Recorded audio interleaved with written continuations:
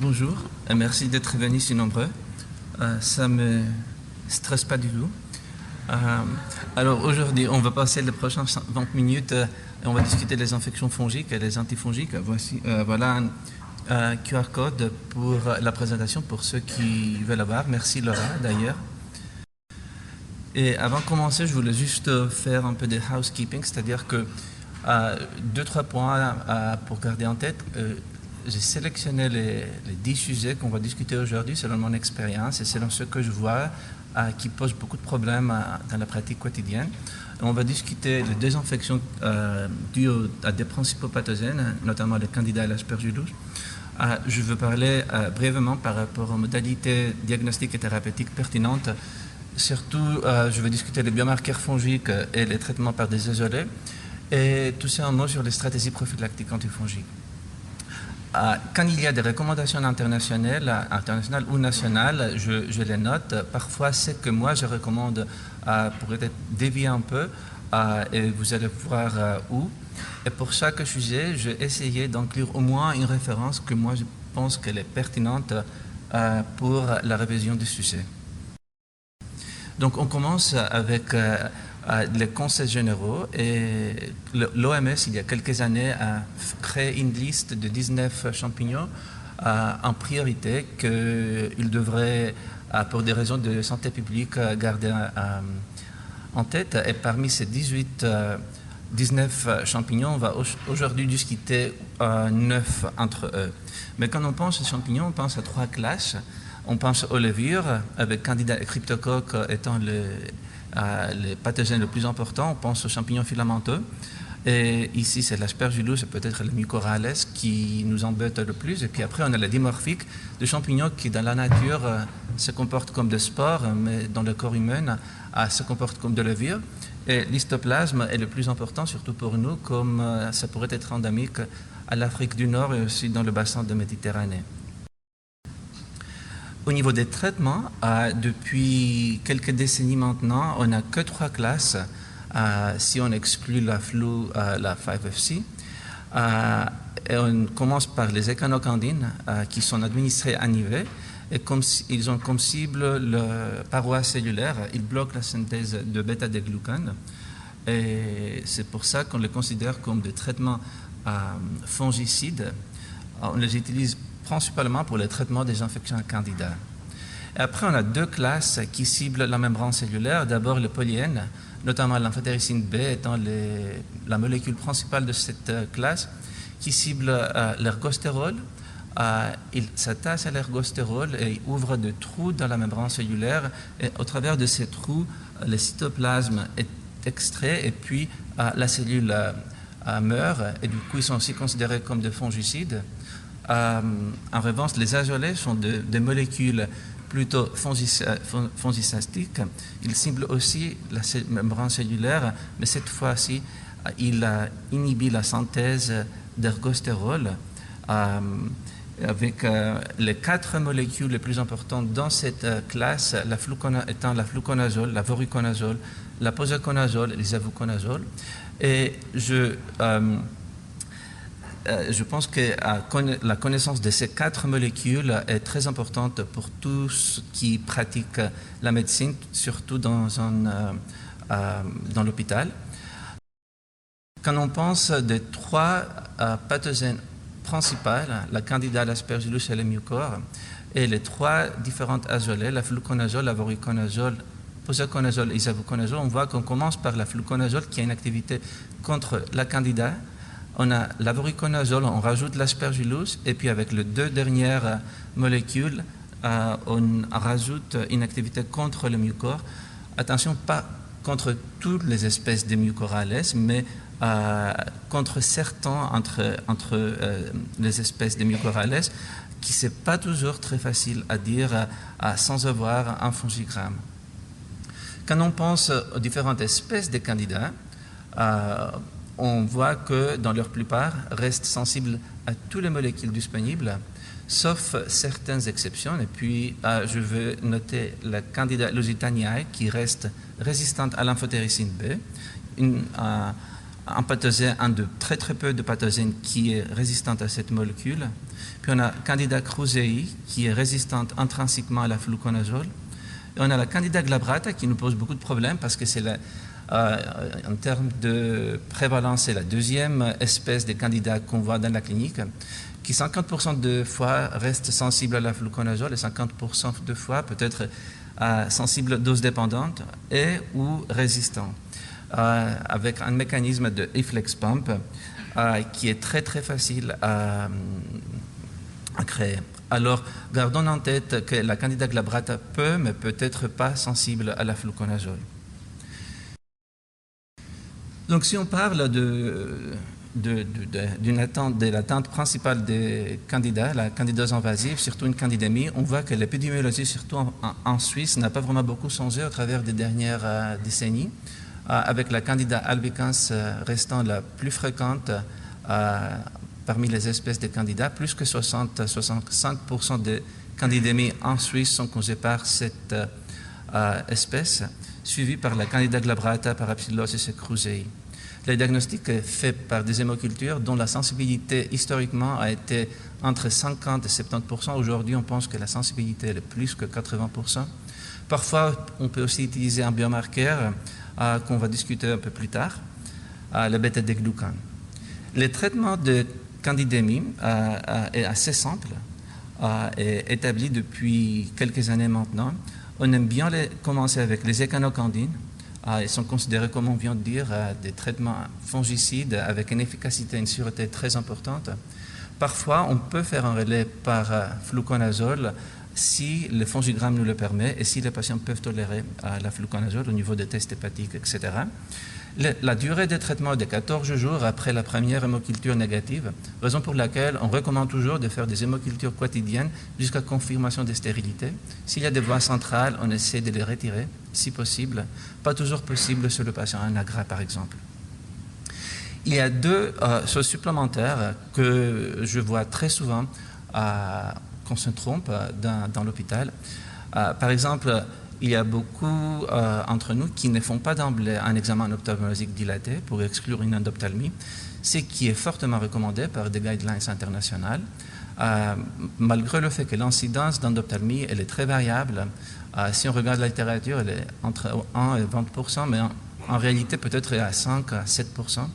Mais tout le patient avec une candidémie, même avec une culture positive à candidat, doivent avoir un fond d'œil pour exclure l'endophtalmie parce que la durée des traitements va être plus longue que les 14 jours recommandés pour une candidémie simple, non compliquée. Au contraire, je vois beaucoup entre nous de commander une échographie d'une manière automatique pour tout le patient qui ont une candidémie. Et ça, ce n'est pas recommandé par des guidelines, ce n'est pas recommandé parce que l'incidence d'endocardite sur le patient avec des valves natives avec une candidémie, elle est presque zéro. Donc, selon les guidelines, on n'a pas besoin de faire d'échographie pour le patient avec candidémie, sauf s'ils ont une candidémie soutenue sous traitement efficace et sur le patient avec des valves cardiaques prothétiques. Avec ça, on passe à candidurie, un problème très fréquent, surtout sur certaines catégories de patients, comme le patient âgé diabétique. Il y a des recommandations très claires quand on doit traiter, surtout une candidurie asymptomatique. Il n'y a que 3 indications là. Le patient a une granulocytose profonde et prolongée, avant des procédures urologiques invasives et sur le néonat de faible poids de naissance. Moi, je garde aussi en tête et je fais souvent pendant les premières 4 à 6 semaines post-transplantation rénale, tant que le patient ils ont encore un stent en place. Dans ce cas-là, j'essaie de traiter. Le traitement peut être très facile parfois. La présence des candidats dans les urines, surtout sur les patients qui ont une sonde, va disparaître une fois qu'on retire les sondes. Donc, ça devrait être toujours le premier pas. Au niveau des traitements, la fluconazole reste le traitement de choix, tout en sachant que les concentrations de fluconazole dans les urines est x10 la concentration sanguine. Ça nous permet de traiter même des candiduries à Candida glabrata avec des CMI plus élevés. Je ne parle pas des Candida glabrata résistantes, mais Ces espèces de glabrates qui sont sensibles, dose dépendante, on pourrait parfois traiter par le fluconazole dans les urines, vu les concentrations qu'on attend qui sont très très élevées. Par contre, si on a une Candida krusei qui est intrinsèquement résistante à la fluconazole, ça ne va pas marcher. Dans ce cas-là, peut-être on aura besoin d'utiliser des molécules assez toxiques que personnellement je n'ai jamais utilisées dans ma carrière, notamment l'amphotericine B-déoxycholate. Il faut garder en tête que tous les autres antifongiques ne pénètrent pas dans l'urine. Donc, si on a une Candida krusei dans les urines et on a absolument besoin de traiter, là, il faut nous appeler et on pourrait envisager de trouver des solutions qui sont en dehors de la présentation d'aujourd'hui. Par contre, tous les antifongiques pénètrent bien dans les parenchymes rénales en cas de pyélonéphrite. Donc, si on traite des infections rénales au niveau du rein, on n'en a pas besoin de se méfier que une échinocandine, par exemple, ne va pas marcher. Je pense que le bêta-D-glucane est devenu le biomarqueur infectieux le plus fameux dans cet hôpital. Je vois partout les tests pistés et puis je reçois beaucoup d'appels. Comment l'interpréter? Parce qu'on tombe toujours sur des surprises qu'on ne peut pas vraiment interpréter. Le bêta-D-glucane, comme on vient de dire, c'est un composant de la paroi cellulaire. C'est présent dans tous les champignons. Donc, ça veut dire que ce n'est pas spécifique pour un seul type de pathogène. On le trouve aussi sur les cryptocoques et les mycores, mais ces deux germes ne donnent pas un bêta-D-glucane positif parce qu'ils ont les cryptocoques en capsule et les mycores en paroi cellulaire très très épais qui ne permet pas pour le bêta-D-glucane de les trouver dans le sang. Le problème avec ces tests, c'est qu'il y a beaucoup de résultats faussement positifs. Et je vous ai donné ici une liste de causes de résultats faussement positifs les plus fréquentes, notamment l'administration des IVIG. On avait un patient aux soins intensifs il y a un mois qui recevait tous les jours des IVIG et puis il avait des bêta-D-glucane élevés et puis le collègue nous appelait que qu'est-ce qu'on va faire avec ce cas, avec ce patient qui a une candidémie. Le patient n'avait pas une candidémie, il avait juste l'administration des IVIG qui donnait un résultat faux positif. On le trouve aussi sur les compresses chirurgicales, dans les membranes de dialyse. Et parfois, ça peut être le résultat des translocations digestives, surtout sur le patient avec une myocite et une GVH. Donc, avec tout ça en tête, quand est-ce qu'on doit pister un bêta-D-glucane? C'est pas, ça c'est mon message, pas tous les guidelines internationales que vous allez pouvoir trouver, mais personnellement, j'aime bien les commander sur le patient que je suspecte qu'ils ont une candidose invasive intra-abdominale, notamment après une chirurgie abdominale, sur un patient transplanté hépatique par exemple, sur lesquels les hémocultures sont négatives, et quand il y a une suspicion radiologique et clinique de PCP, lorsque la bronchoscopie n'est pas réalisable. Encore une fois, comme ce n'est pas un marqueur spécifique, on ne peut pas se baser sur cette marqueur de faire un diagnostic juste d'emblée, mais si on a une forte suspicion de PCP et un bêta-D-glucane très élevé et on n'a pas une autre explication pour cette bêta-D-glucane, on peut mettre le diagnostic avec une certitude assez importante. Quand ne pas pister le bêta-D-glucane, c'est quand la suspicion clinique d'une infection fongique n'est pas importante et d'une manière systématique, c'est tout le patient que nous on considère immunosupprimés, mais peut-être ils ne sont pas si immunosupprimés. Le galactomannan est un deuxième biomarqueur. C'est un antigène de la paroi cellulaire produit lorsque les pathogènes fongiques se multiplient et croissent. On a un test immunoenzymatique, une ELISA double sandwich. On peut le faire sur le sang et la LBA. C'est approuvé par la FDA. On peut aussi le faire sur l'LCR et les liquides pleurales. On n'a pas des indications très claires, on n'a pas de seuil très bien défini, mais si on a une suspicion, parfois vous allez voir qu'on va le recommander. Il est rapporté comme un indice de densité optique avec un seuil qui est défini en fonction de l'échantillon utilisé et aussi par décision locale. Par exemple, il y a des centres qui utilisent un seuil de 0,7, il y a des centres qui utilisent un seuil de 0,8. Nous, on a décidé d'utiliser un seuil de 0,5, qui est le seuil utilisé par le fournisseur lorsque le test a été approuvé il y a maintenant plus que 15 ans. Ce qu'il faut aussi retenir, c'est que la présence des galactomananes n'est pas spécifique pour l'aspergillus, mais pour des autres champignons, notamment le fusarium, l'histoplasme et aussi les cryptocoques parfois. Donc, si on les trouve, ce n'est pas à dire que c'est que l'aspergillus, peut-être c'est une autre infection fongique. Mais on a aussi des situations de résultats faussement positifs, notamment associés avec l'administration des IVIG, à cause de translocations gastro-intestinales. Et beaucoup d'entre vous me demandent parfois, peut-être c'est parce que le patient recevait des piptazos que cette galactomanane est revenu positif. Ça, c'était le cas il y a 10 ans. Depuis, les fournisseurs ont essayé d'éclairer les solutions de piptazo et d'amoxiclave en IV. Donc aujourd'hui, on ne devrait pas avoir des résultats faussement positifs pardon, à cause de l'administration de ces antibiotiques. Au niveau de performance, ces tests ont une sensibilité dans les cells de 30 à 92%. Et ça, c'est pas trop... ça, c'est assez large, si j'ose dire. La sensibilité, ça dépend de plusieurs variables, surtout le nombre de tests effectués, le seuil utilisé et l'administration de prophylaxie antifongique qui diminue la sensibilité du test. Mais ça dépend aussi de la population de patients testés. La sensibilité du test sur le patient hématologique est plus que 80%, presque 90% sur le patient anagra, 80-85% sur le patient pas anagra, et beaucoup moins bonne pour le receveur des organes solides chez lesquels la sensibilité, surtout celle qu'on a trouvée en Suisse, est moins que 50%. Donc, quand est-ce qu'on piste un galactomanane? On le fait en général comme dépistage de routine sur le patient hématologique, notamment le patient avec LMA et les allogreffés, et quand il y a une suspicion élevée d'aspergillose invasive. On ne devrait pas le demander quand la prévalence de l'infection que nous, on essaye de diagnostiquer est moins de 10%. Donc, presque aucune autre catégorie de patients. Et on fait le test pour diagnostiquer une aspergillose invasive, qui est le 6e sujet d'aujourd'hui, une infection qui est assez fréquente.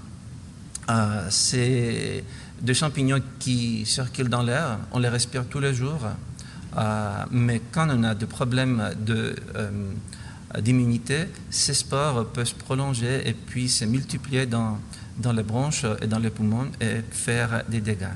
Comme on les respire, on peut avoir des atteintes soit dans le sinus, soit dans les poumons. Dans la plupart des fois, les symptômes sont non spécifiques. Le patient se présente qu'avec une fièvre. Sur le patient anagra, on peut avoir des symptômes particuliers, notamment dans la plupart des fois, les patients vont présenter avec une douleur thoracique pleurétique qui pourrait être la seule signe de cette infection. Au niveau de imagerie, on pourrait avoir des lésions classiques nodulaires avec ou sans des signes d'halo, des signes d'halo renversés ou des signes décrescents que vous voyez ici à droite, de patients qu'on a traités aux HUG pendant les dernières 3-4 ans. Mais chez les patients qui ne sont pas anagra, l'aspergillose pulmonaire peut se présenter d'une manière assez non spécifique, notamment avec des consolidations ou même avec des opacités en verre de poli. La sensibilité des cultures est de 70 à 80% et celle de galactomanane chez le patient à haut risque entre 70 et 85%. Pour faire un diagnostic prouvé, il nous faut une biopsie qu'on fait très rarement. Alors, le traitement d'aspergillose invasive est très simple aujourd'hui. C'est une de ces 3 azolés, voriconazole, isavuconazole, posaconazole. Voriconazole a été comparé au standard of care de l'époque, qui était l'amphotéricine B-déoxycholate, qui a été retrouvé d'être supérieur. Depuis, on a 2 études de non-infériorité qui ont validé les 2 autres molécules. Si on regarde les guidelines européennes, le voriconazole et l'isavuconazole sont recommandés comme traitement primaire. Posaconazole n'était pas inclus, comme ces guidelines ont été faites en 2017. Et puis, l'étude de posaconazole est sorti en 2021. Mais les 3 molécules devraient être interchangeables par rapport à l'efficacité pour les traitements d'aspergillose invasive. Si on ne peut pas donner une azolée, on a le droit de donner une amphotéricine B liposomale à une dose de 3 mg kg si on traite une infection primaire et pas une infection breakthrough. Et par rapport au traitement des combinaisons, ce n'est pas recommandé de manière systématique, mais parfois, vous allez voir que nous, on le recommande, mais ça, c'est une décision qu'on prend au cas par cas. La durée des traitements chez le patient immunosupprimé est de 12 semaines au moins, et jusqu'à la résolution clinique radiologique des signes et symptômes, et aussi jusqu'au moment que l'immunosuppression n'est plus présente. C'est-à-dire que si on a attendu les 12 semaines de traitement et puis le patient reste sous haute dose de stéroïdes, on a le droit et l'habitude de continuer le traitement jusqu'on baisse la dose de stéroïdes. Ce qui nous amène aux azolées, qui est une classe de médicaments qu'on utilise très souvent, mais qui pourrait nous poser beaucoup de problèmes. Il y a des choses qui partagées parmi ces molécules et des choses particulières pour certaines entre eux. Ils sont tous métabolisés par le cytochrome P450. La voriconazole et la fluconazole inhibent les CYP2C19 et 3 à 4, tant que l'isavuconazole est l'inhibiteur le moins important de CYP3 à 4 et du coup associé avec moins d'interactions médicamenteuses que les autres azolées. En termes de biodisponibilité, ils sont bien absorbés, surtout la fluconazole et l'isavuconazole. La voriconazole a une biodisponibilité de plus que 90% quand elle est prise à jeûne. Et la posaconazole, les comprimés, avec le comprimé, on a une biodisponibilité dans les cellules de 80-85%, tant qu'avec la suspension qu'on utilise presque du tout aujourd'hui, l'absorption était dans les cellules de 50 à 70%.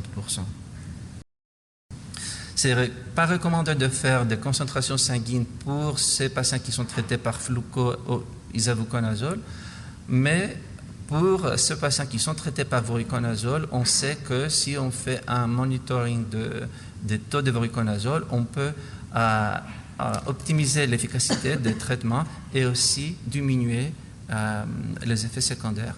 Donc, la recommandation est de rester entre 1 et 5,5 pour les taux résiduels de voriconazole. Et ça pour éviter principalement la hépatotoxicité, qui est un problème assez important dans la littérature. Si vous regardez dans les essais cliniques, vous allez voir que l'hépatotoxicité a une prévalence de 2 à 15%, mais en réalité, c'est dans les cellules de 30 à 40%. Pas mal de fois, on a besoin de stopper les traitements ou de les mettre en suspens parce que l'hépatotoxicité devient un problème assez important. Les azolées ont aussi comme effet secondaire commun la prolongation du QT, sauf l'isavuconazole qui raccourcit les QT et qui nous facilite la vie, surtout quand on doit l'administrer avec des autres médicaments comme de macrolide ou de quinolone qui pourraient aussi prolonger les QT.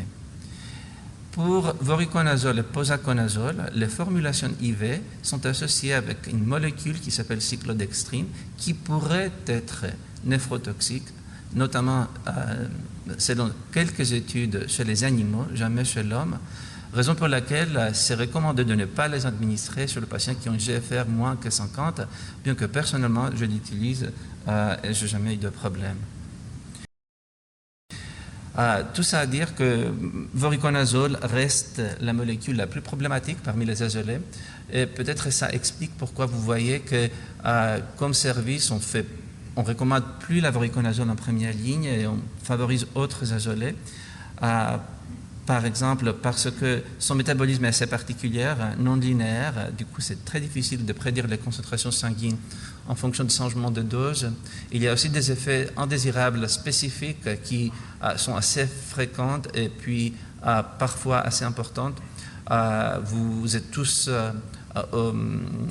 au courant des hallucinations visuelles ou de photophobie et distorsion de couleurs, mais le patient sous voriconazole peut avoir aussi des photosensibilités. Quand il prend le médicament pour très longtemps, il peut développer des cancers de la peau, des périostites et aussi une alopécie, des changements des ongles qui sont très bien décrits dans la littérature et une des raisons qu'on essaye de ne pas les favoriser aujourd'hui, bien que ça reste une molécule très très efficace. Je n'ai pas beaucoup de temps pour la prophylaxie antifongique. c'est le patient hématologique qui sont à plus haut risque pour faire des infections fongiques. Je veux parler de patients en agranulocytose et patients sans agranulocytose. Quand on parle d'agranulocytose, on ne parle pas d'une neutropénie de 700-800 neutrophils pendant une période de 3 jours. Ça, c'est complètement différent d'une neutropénie de 2, 3, 4 semaines avec moins que 100 ou 0 neutrophils.